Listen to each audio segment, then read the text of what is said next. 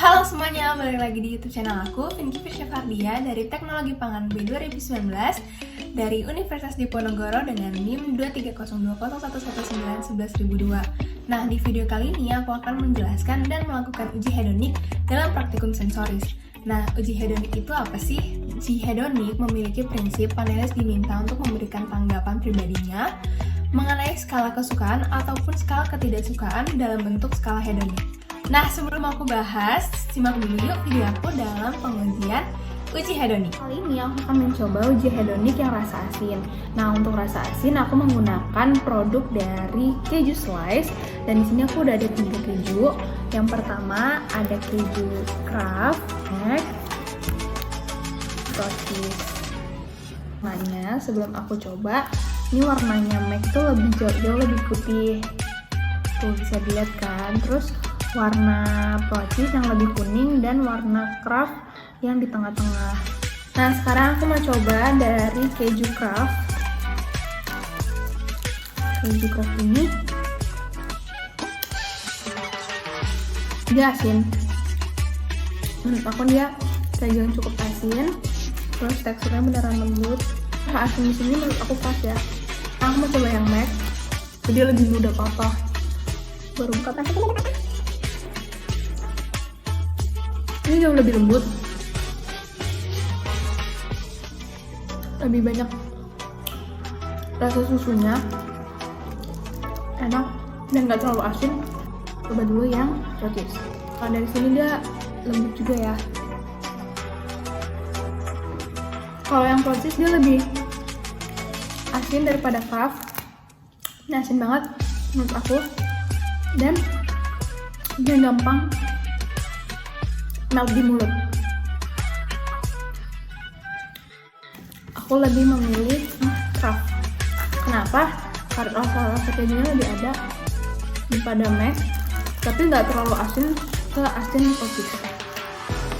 Jadi aku lebih milih Kraft.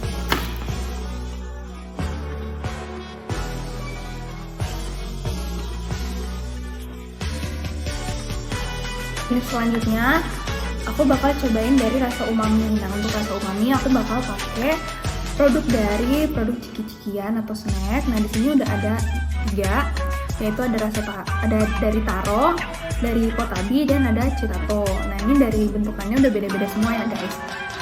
Kalau dari bentuknya, Taro yang paling ringan, yang kayak ada kayak kerupuk gitu. Terus kalau Potabi dia wave gini bentukannya. Terus kalau teksturnya Citato dia lebih tipis dan kemungkinan lebih renyah. Oke, langsung aku cobain aja ya. Ini yang Citato. Rasanya enak,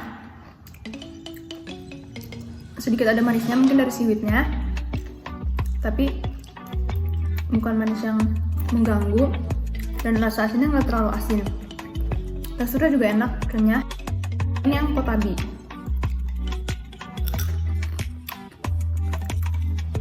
Potabi juga renyah, dan dia jauh lebih manis. Ada rasa manisnya dibanding rasa asinnya.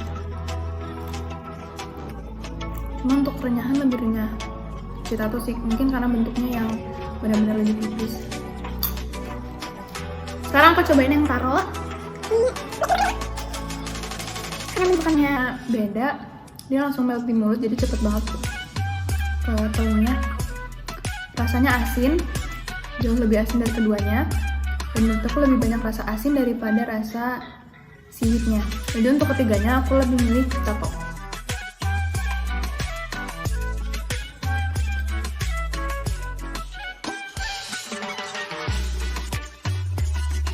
Nah, uji hedonik ketiga yaitu rasa asam. Nah, untuk rasa asam di sini menggunakan buah dari jeruk. Buah jeruk yang kita pakai ada jeruk lemon, ada jeruk nipis, dan ada jeruk limau. Cobain dari jeruk lemon. Asamnya masih bisa ditahan.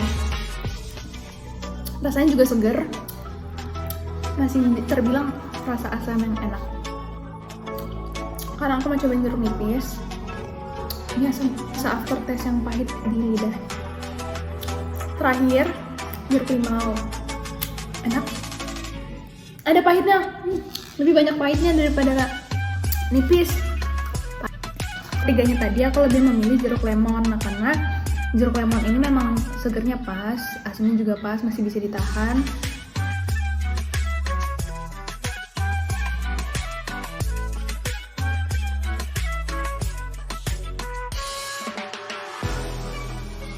Uji hedonik yang keempat yaitu rasa pahit. Ini udah ada 3 kopi. Pertama ada Nescafe, kedua ada kopi luwak, dan ketiga ada kapal api. Dilihat dari warnanya, kopi kapal api itu lebih pekat ya. Terus yang kedua kopi luwak, dan yang ketiga Nescafe. Dan Nescafe ini kalau dilihat dari atas, kayak kopi luwak sama kopi kapal api tuh ampasnya misah gitu ya. Tapi kalau Nescafe tuh dia kayak kental gitu. Sekarang aku mau cobain dari kopi kapal api dulu. Dari wanginya aja, dari aromanya tuh ada aroma kopi yang pahit gitu. Pahit banget. Ada kopi luwak. Pahit juga. Tapi masih lebih pahit kapal api. Terakhir Nescafe, semoga dia lebih enak meskipun dia pahit, tapi nggak sepahit kapal api dan nggak sepahit kopi luwak. Dari ketiganya aku lebih pilih Nescafe.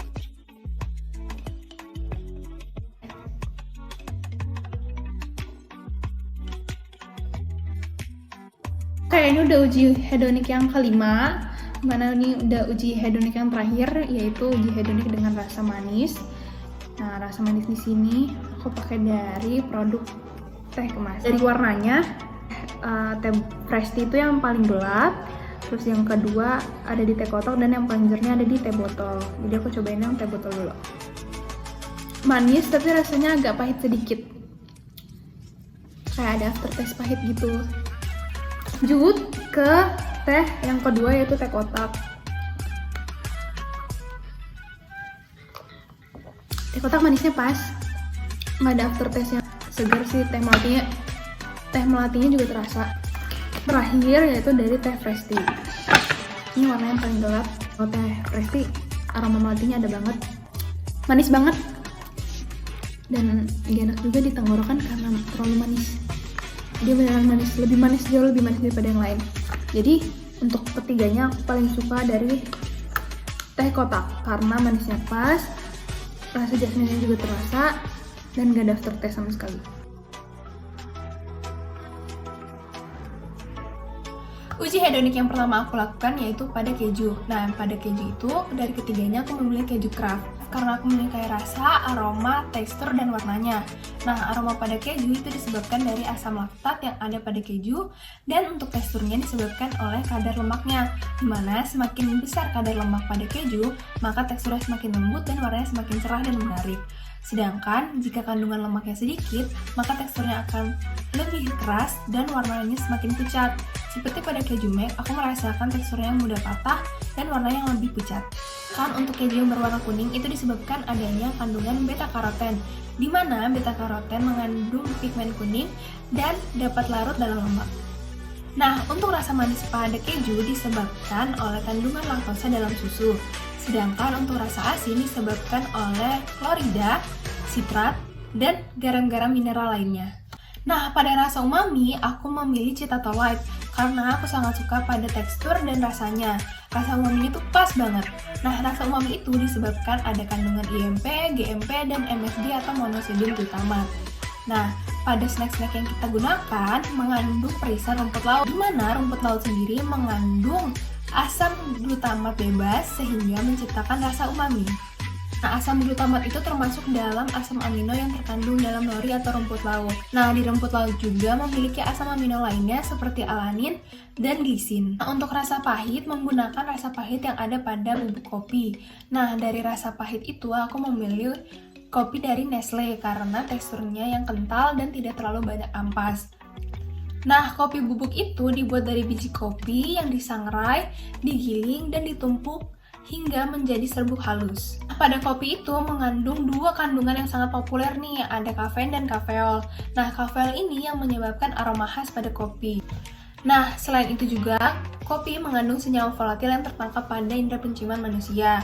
Nah, senyawa volatil ini disebabkan dari reaksi Maillard, degradasi asam amino bebas, degradasi trigonelin, degradasi gula, dan degradasi senyawa fenolik yang terjadi saat penyangraian biji kopi. Pada kopi ini disebabkan dari ekstraksi mineral-mineral pada kopi dan pemecahan kandungan lainnya saat terjadi penyangraian pada biji kopi. Penyangraian pada biji kopi juga menyebabkan warna hitam pada kopi, dan itu juga terjadinya karamelisasi gula saat pemanasan. Kekentalan pada kopi itu disebabkan dari kandungan protein pada kopi, di mana semakin kandungan proteinnya tinggi, maka viskositasnya juga semakin tinggi. Nah, viskositas pada kopi juga dipengaruhi oleh suhu, di mana suhu pada kopi yang panas lebih rendah dibandingkan suhu pada kopi yang dingin. Untuk rasa manis, aku memilih teh kotak karena rasa, warna, tekstur, dan aromanya yang pas. Nah, aroma pada teh itu disebabkan dari oksidasi senyawa polifenol, penguraian protein, dan oksidasi karotenoid yang menghasilkan senyawa yang esensial yang mudah menguap. Selain itu, pada 3 sampel tadi memiliki rasa melati atau jasmine. Nah, terdapat juga aroma melati, terutama pada fresh tea, di mana aromanya sangat menyengat.